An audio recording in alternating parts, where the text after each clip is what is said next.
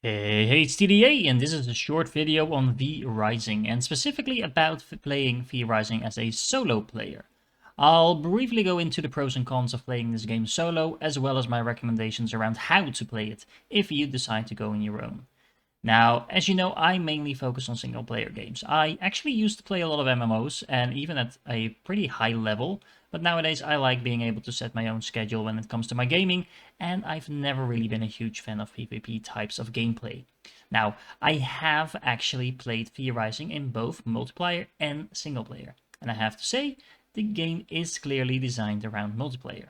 You can form guilds, you can invade other players' castles, etc. etc. In short, everything you'd expect in a typical MMO is also present in V Rising.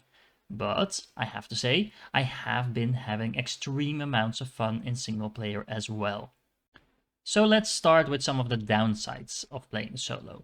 If you play on default settings, the game does become quite challenging. There are no real ways to cheat the system by leveling up, for example, before taking on a boss, and that's because the game does not have levels. Your gear is the only factor deciding your power. And in order to make that gear, you guessed it, you need to tackle certain bosses first. Now you can decide in which order you tackle the bosses by yourselves, and that way you can kind of skip the boss you find too hard initially and maybe get some sort of upgrades, skills, etc. first before you go back to that boss. So this isn't quite as straightforward as it might seem. You don't need to go boss A, boss B, boss C, but you can go in pretty much any order. But there are a couple of bottlenecks that you'll have to push through without being able to grind or upgrade your armor in between. Now, another downside on the default setting is that you will spend a good deal of time gathering resources. Now, again, it really depends on whether or not that's actually a pro or con for you specifically, because a lot of people actually like just cutting some wood, grinding some specific resources, etc., and then going back to their base and plucking the fruits of their labor. But and to be honest, it's not really any better in multiplayer necessarily either, because if you're in a guild and there's 2 or 3 or even 4 people to gear up, you're still going to need 2 or 3 or 4 of times the amount of resources that you would need by yourself. So from that perspective, it's pretty much the same as a multiplayer, but it can seem faster if you have your entire guild, which is in this game not too big. It's only a handful of people at most. But if you are chopping down an entire wood with a lot of people, it at least feels like you're making a lot of progress, while if you're doing it by yourself, maybe not so much. But again, it just depends on what you think is fun and what isn't fun. Now, it seems like I'm being a little bit down on the game so far, but really, if you're playing solo, it unlocks a specific area of the game where things become a lot interesting, because you can actually make your own private servers. There's a paid version for that as well, but that's mostly intended for you to actually host a server for your friends that's up 24/7.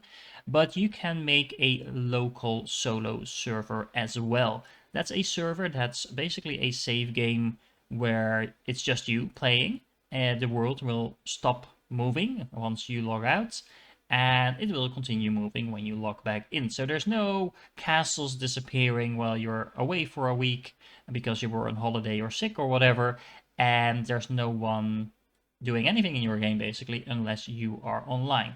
But more importantly, you are able to kind of tweak some of the settings of the game that, in my opinion, don't feel like cheating, and I consider almost everything cheating. So hopefully that says something. But you can just tweak a few things that make your solo experience a lot better. It's basically mostly quality of life things, and yeah, I am going to walk you right through my recommendations on how to set such a server up for your optimal experience. Okay, so just to make sure I don't lose you along the way, if you start a new game, you can opt to play. This will bring you to all the different kinds of servers that are online and that you will share with other players.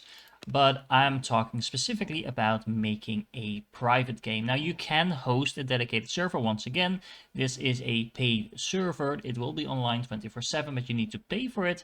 But hosting a private game doesn't cost you a thing.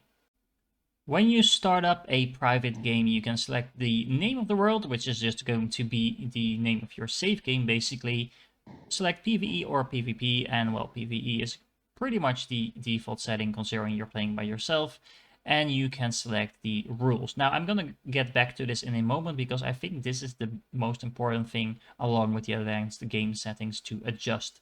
You can also opt to select solo player only. Now, I actually don't necessarily recommend that you do this because once you do this, there is no way of someone ever joining your game again. Now, why is that potentially a problem? Let's say you have a member of your family that at some point wants to play with you or just check out your castle or that you want to show something in the game, whatever. For some reason, you at some point decide that you want someone else in your game, even if it's just for a short amount of time. If you press this button, only solo play, that means that no one else can ever join your server again.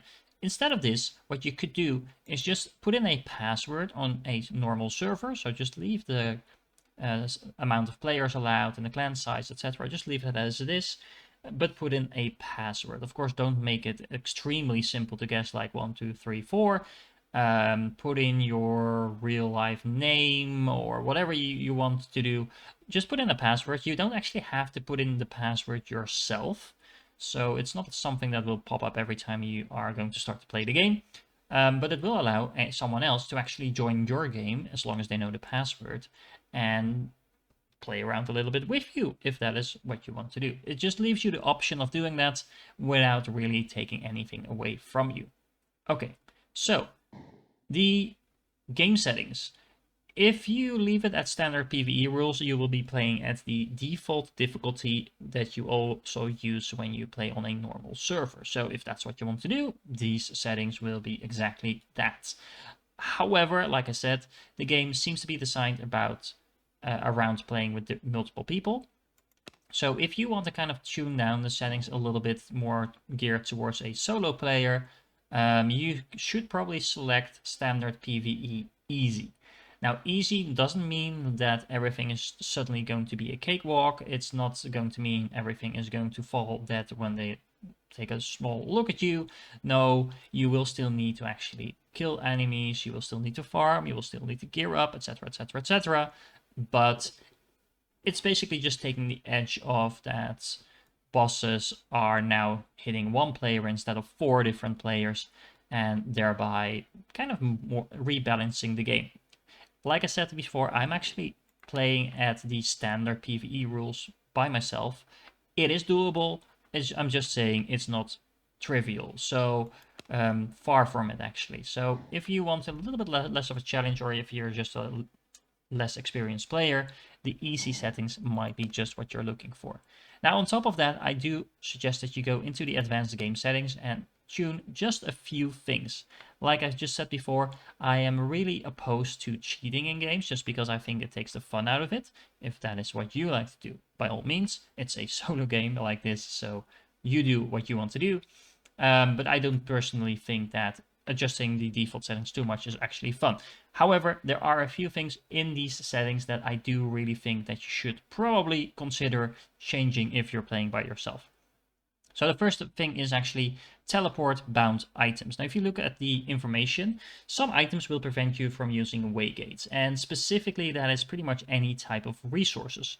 So if you cut down a tree on the other side of the map, you have some wood on your inventory, you will actually not be able to use any waygates. Now, waygates are kind of like teleportation places where you can just hop around the map. There's not that many of them, but there are several of them in kind of strategic places around the map. So teleporting between them is actually really convenient if you don't want to spend your free evening walking up and down a map.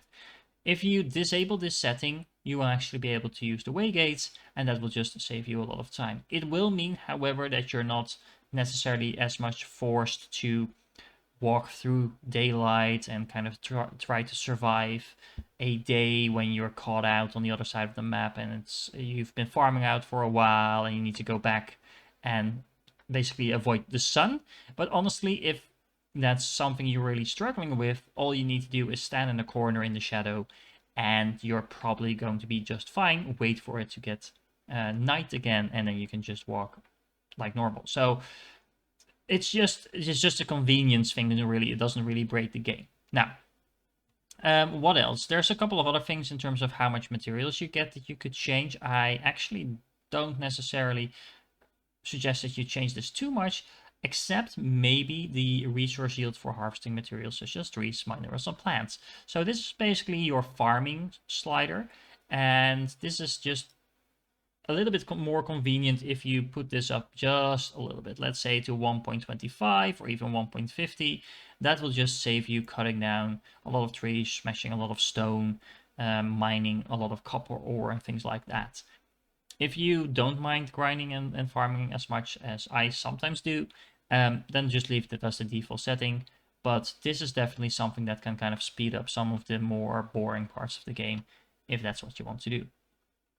Now, there is one more setting I think that you might want to change. Let me check where it actually is. Here it is, in time settings. So the day length is actually how long a single day and night cycle together is, but the daytime length is what decides which portion of that is actually going to be a day portion, so with the sun up. Now, normally that is set to median. I'm not actually sure if you can see how long that is, but I do suggest that you turn this down just a little bit.